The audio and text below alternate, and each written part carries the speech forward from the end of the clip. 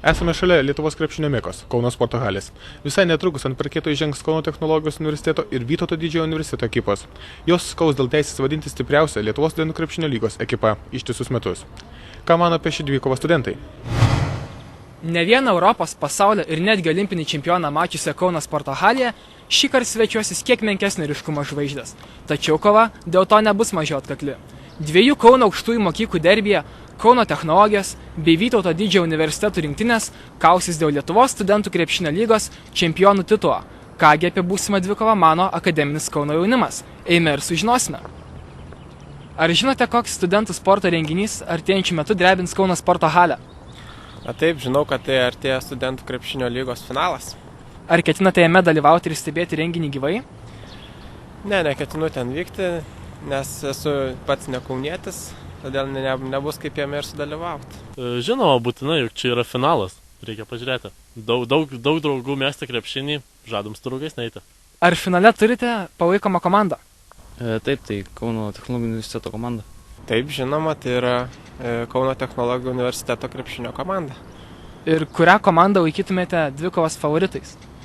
Na, favoritais, aišku, laikyčiau Vytauto didžiojo universiteto komandą, kuri jau eilę metų yra pirmaujanti šitoje visoje lygoje, bet palaikysiu tikrai Kauno technologijų komandą. Na, mano favoritai yra Vytauto didžiojo universitetas, bet kadangi pats mokausi Kauno technologijų universitete, tai stengsiuosi ir juos palaikyti. Šiaip abi komandos apylygės yra. Galbūt turite kokį mėgstamą žaidėją iš vienos ar kitos finale dalyvausiančios ekipos? Neįskirčiau vieną tiksliai, man visa komanda kaip ir patinka. Vytenis Jasikevičius.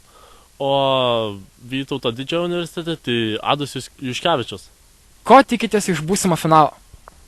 Na, tikiuosi atkaklios kovos, kad susirinks daug žiūrovų, kurie palaikys savo mėgstamas komandas ir šiaip gražaus reginio. Tikiuosi įdomaus renginio ir šiaip, kad kova vyks iki pat paskutinių sekundžių. Atkaklios kovos, gražių vaizdų ir įdomaus reginio. Jeigu jūs palaikoma komanda laimės, kaip ketinate švęsti pergalę? Sunkus klausimas, negaliu atsakyti. Švęsim, patikėkit. Štai tokios studentų mintis apie netrukus prasidėsiantį žūtbūtinį mūšį dėl LSKL karūnos. Pažiūrėkime, ar lemtų įsipildyti jų lūkesčiams. Lietuvos studentų krepšinio lygos pirmos vaikinų grupės čempionate Kauno technologijos universiteto krepšininkams nepavyko pateikti staigmenos. 8 kartą studentų lygos nugalėtojais tapo ne vieną profesionalų krepšininką turintis Vytauto didžiojo universitetas.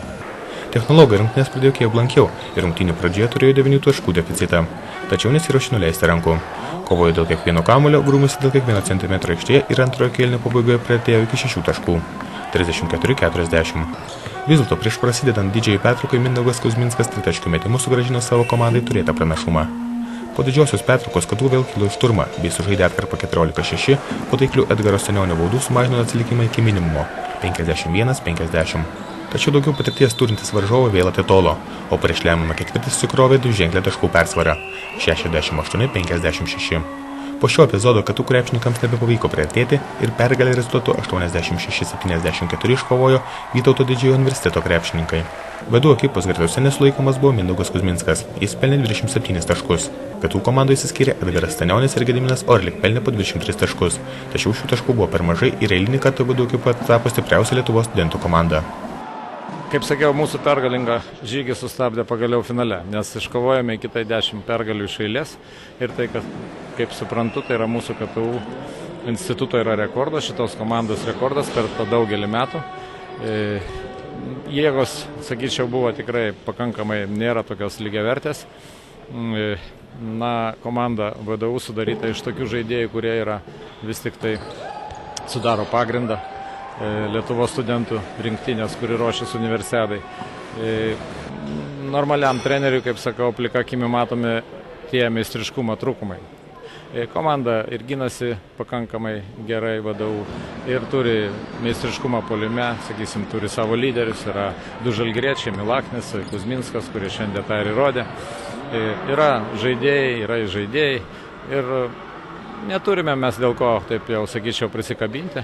Šiandieną kiek galėjome, tiek stengiamės, bet padarėme tiek, kiek mums leido, taip pavadinčiau galą. Nes išlošti prieš juos, sezono metu išlošėm vienas rungtynes, bet aišku ne prieš šitą komandą, komplektaciją. Tai, sakyčiau, būna kartais tokių dienų, kada jiem nesiseka, bet jie šiandien ir gana gerai pataikė. Mes nesužaidėm savo geriausių rungtynių. Taip, kad vyram noriu padėkoti, tikrai, kad jie šį sezoną pasiekė gerai, mums gerą antrą vietą. Ir daug dievė, kad antrą vietą greičiau vėl pasikartotų kada nors.